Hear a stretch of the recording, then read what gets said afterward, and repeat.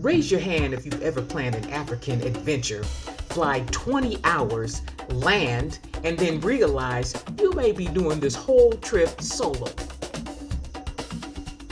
Welcome to day 2 and 3 in our African adventure.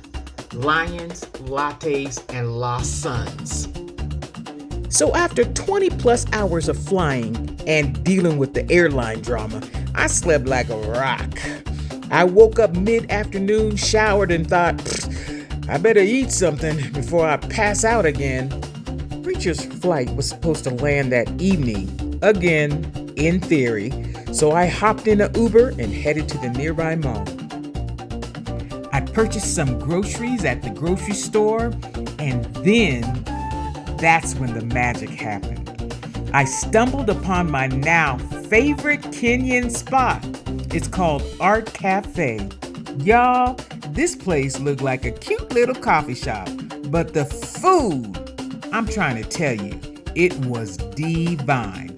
They had vegan options, gorgeous plating, peaceful vibes. I thought I found heaven in a menu. As I waddled out, full and happy, the sun was setting, and that's when I spotted a small outdoor market with locals selling handmade goods. Now look, I know I didn't need a purse, but I heard it whisper, "Treat yourself, mama." So I did. It would have been rude not to. Back at the hotel, I asked about Preacher, and the front desk gave me that look like, "Girl, ooh."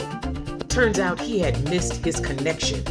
And at this point, I'm like, do I even have a son coming on this trip, or did I just imagine everything? So I just booked a safari for the both of us and went to bed. Day 3, lions, giraffes, and finally Preacher. Up at 5 a.m. for the Nairobi National Park Safari, because nothing says vacation like zero sleep and wild animals. It was cold, it was dark, and it was giving Mufasa's funeral vibes at first. But as the sun rose, so did the magic. We saw everything. I'm talking about zebras, rhinos, hippos, crocs, ostriches, prairie dogs, lions, and one diva giraffe who literally blocked the road like, "Y'all can wait. I am fabulous." It was surreal. 4 hours of nature at its finest. Right as that part of the tour wrapped up, I got a text. Landed. Thank God. Preacher was back in the picture. He made it to Africa and Ubered to our next stop, the Elephant Orphanage. These babies were rescued after poachers killed their parents for ivory. The man in charge, his heart was in it. You could feel the love in every word of his lecture. We got to pet the elephants, hear their stories, and witness the hope in their healing. Then we went to the Giraffe Center, where we fed and loved on some endangered giraffes. They were gentle, goofy, and they had lashes that could put any beauty influencer to shame. By evening, I was done. Preacher, on the other hand, was like, I'm gonna go out and experience the nightlife. I'm experience Uber Eats and the bed.